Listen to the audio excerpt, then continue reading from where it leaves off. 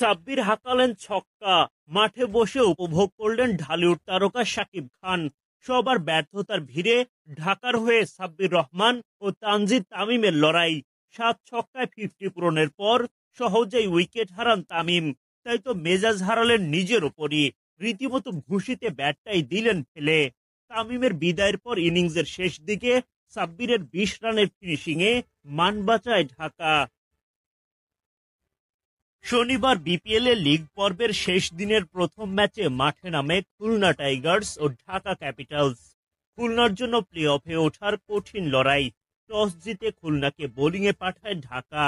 ব্যাটিংয়ে নেমে ভালো শুরু পেতে থাকেন তানজিদ তামিম ও লিটন দাস।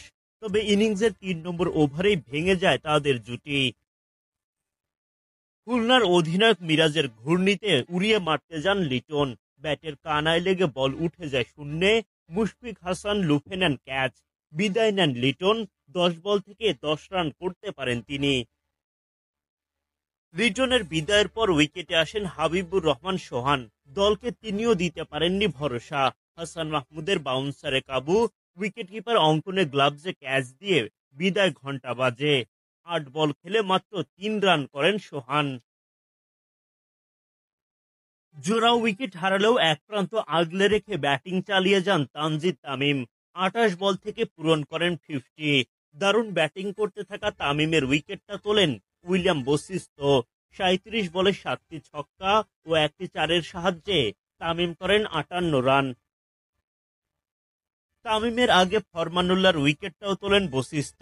আর ঢাকার অধিনায়ক থিসারা পেরেরাকে আউট করেন জিয়াউর রহমান। 83 রানের মধ্যে 5 উইকেট হারিয়ে চাপে পড়ে ঢাকা ক্যাপিটালস। নাসুমের বলে দুর্দান্ত একটা ক্যাচ নেন মেহেদী হাসান মিরাজ। বিদায় ঘটে রিয়াজ হাসানের। একের পর এক ব্যাটারের আউটে তখন দায়িত্ব চাপে সাব্বিরের কাঁধে।